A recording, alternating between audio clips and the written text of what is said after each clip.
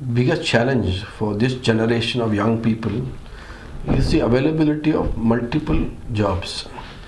I remember in 25 years ago when we passed out of IIM, the choices were limited. There were banking, there were financial services, only banking was there, then FMCG was a big player, and a small amount of other companies. Today your choice is very widespread in terms of industries, in terms of job roles. So the most natural question anybody wants to know is that how do I choose a job which will give me the trajectory to go to the top? Now, most traditional answers historically has been whichever the highest paying jobs is the best, or what you think is the right kind of industry based on your peer group pressure, you decide. This is the current model. I took some time ago, I spent some time taking out 500 resumes of the CXOs and CEOs from the job board, and we tried to see any patterns there from how did they reach the top. Because resume is a very interesting storyteller. It tells you about where he joined, where all he moved. And we found that two or three interesting aspects. The most interesting aspect was that at some point of time in the first 2-3 jobs, their career took off. And this is what I call the right first job.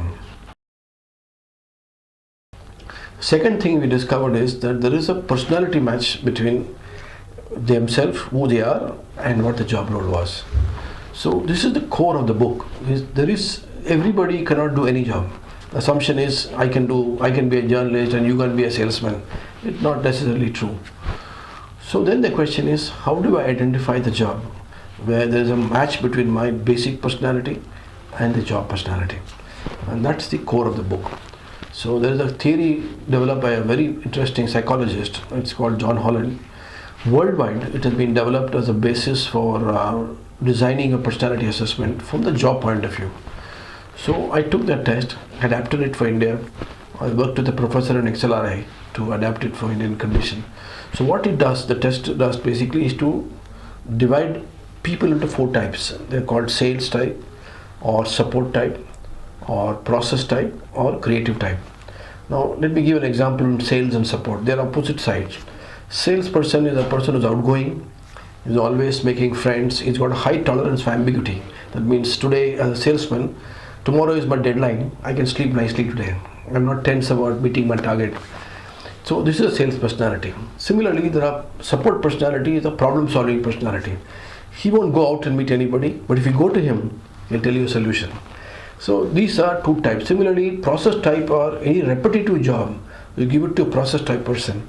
Every time he does the job, he'll improve. He'll do it better and better. For example, accountancy jobs require that kind of personality. If you're an accountant, every time you do the same balance sheet, every year you close the books, you learn from previous time and improve on it. The creative type is exactly the opposite.